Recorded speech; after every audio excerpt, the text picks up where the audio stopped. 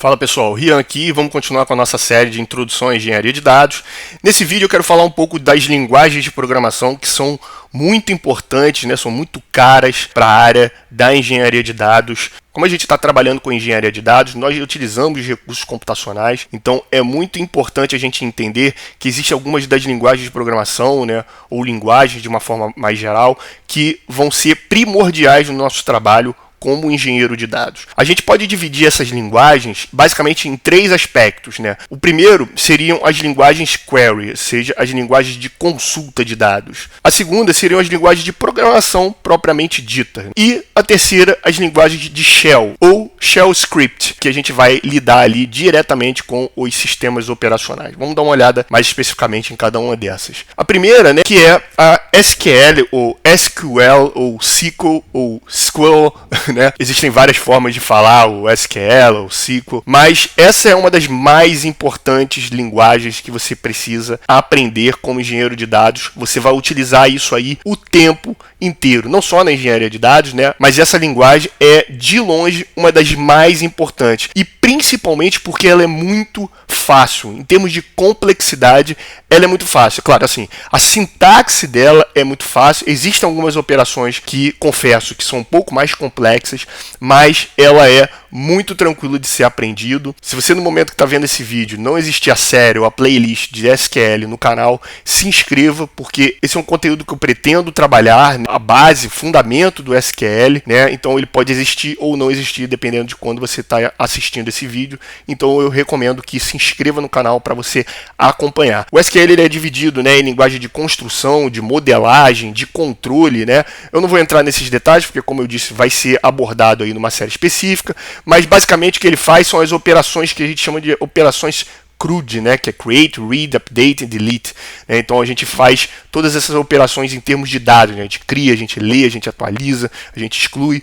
E para você utilizar ele, você basicamente vai precisar de um sistema de gerenciamento de bases de dados. Né? Normalmente você vai trabalhar ali com algum tipo de gerenciamento de bases de dados, principalmente no âmbito de grandes corporações. Você vai precisar de sistemas, né, avançados para gerenciar as bases de dados. E uma coisa importante que você precisa ter em mente é que o SQL ele pode ter algumas variações de sintaxe a depender do sistema que você está utilizando, MySQL, o Postgre, ou SQL Server, ou SQLite, né? Então, você, a depender do sistema que você vai utilizar, pode ter algumas variaçõezinhas ali na sintaxe, mas nada muito complexo, nada que você consiga diferenciar e aprender muito rapidamente. O mais importante mesmo aqui é o core do SQL, a sintaxe básica, a lógica básica de funcionamento do SQL é muito importante dentro da introdução de engenharia de dados. Consequentemente, a parte do NoSQL, né, ou Not Only SQL, também é muito importante, principalmente pelo que a gente vem tratando nessa série. Aliás,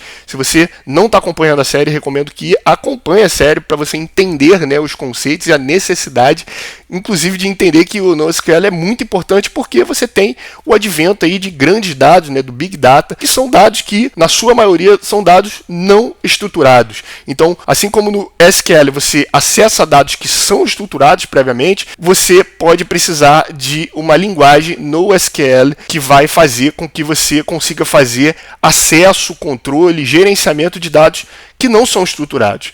E aí, a linguagem de consulta de dados não estruturados, você vai utilizar o NoSQL, o NoSQL, que também vai variar dependendo do tipo de sistema ou do tipo de banco de dados que você vai utilizar. Dentre esses, né, alguns dos mais comuns, existe uma diversidade também, né, nesse sentido. Você tem o MongoDB, o Cassandra, o Redis, Couchbase, né? Então cada um vai ter ali a sua linguagem específica de consulta, né? Na verdade a sua linguagem ali de CRUD, né? De criar, de ler, de consultar, de excluir, específica. Também é uma linguagem que está sendo cada vez mais exigida no mercado de trabalho, né? Você trabalhar com dados não estruturados ou dados que tenham uma diversidade, né, maior para além dos dados estruturados. Passando para a área de linguagem de programação especificamente, aí sim, né, a linguagem de programação propriamente dita, você tem, com certeza, né, dentre os mais importantes aí dentro da área de engenharia de dados, a linguagem Python, a nossa conhecida linguagem Python, que tem série no canal, a série de programação básica, né, a playlist com programação básica, trabalhando com a linguagem Python,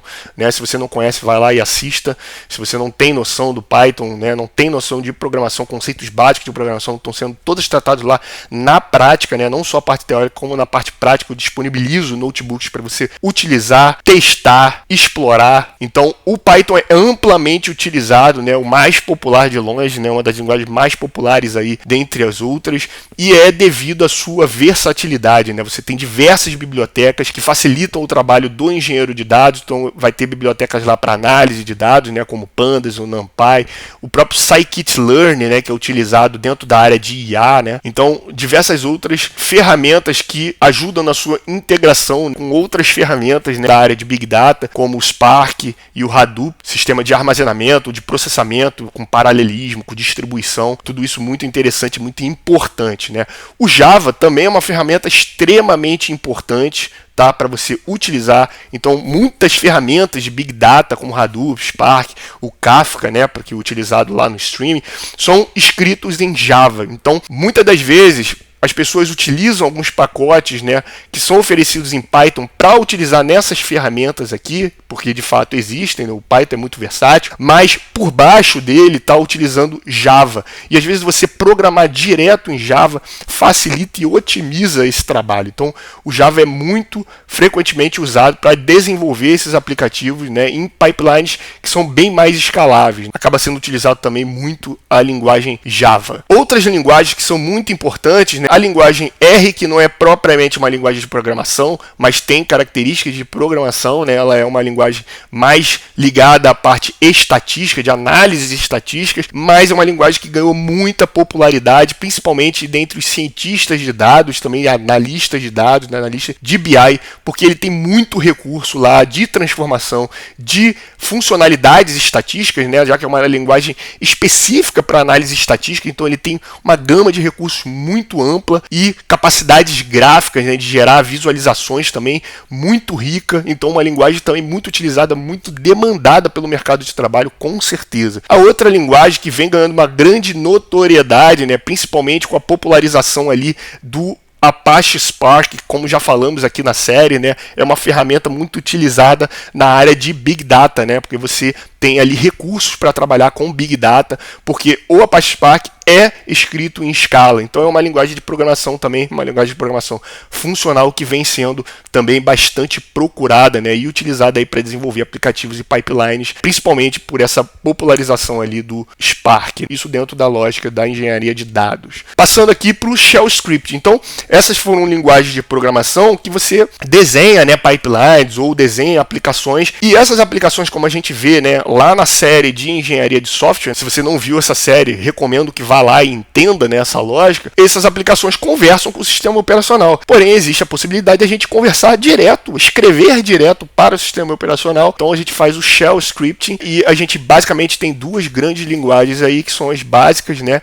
que é o Bash e o PowerShell. O Bash é uma linguagem de script, né, utilizada em sistemas operacionais Unix e Linux. Ela fornece uma interface ali de comando, né, o chamado CLI, para você conseguir interagir com o sistema operacional diretamente, permitindo a execução de comandos, né, requisitando comandos ali, requisitando operações diretamente ao sistema operacional, e você pode criar scripts para quê? Para fazer automação de tarefas. O Bash, pessoal, é muito importante, é um conhecimento fundamental para todas as áreas da ciência da computação e não poderia ser diferente na engenharia de dados. Muitas vezes você vai lidar diretamente com a linha de comando. Quando você for lidar com servidores, quando você for lidar, você não vai lidar com aplicações que você arrasta e solta, você vai lidar ali com sistemas, né, diretamente com linha de comando, e o conhecimento do Bash, né, que opera ali no Linux, é muito importante porque a maioria vai ser sistema operacional Linux e você precisa saber como lidar com esse sistema operacional, criando scripts, né, que podem realizar essa automação de tarefas. Alternativamente, existe o PowerShell, desenvolvida pela Microsoft, para, obviamente, você lidar ali com o sistema Windows. E ele vai ter utilidade exatamente igual ao do Bash, né, de automatizar tarefas administrativas, gerenciar configurações,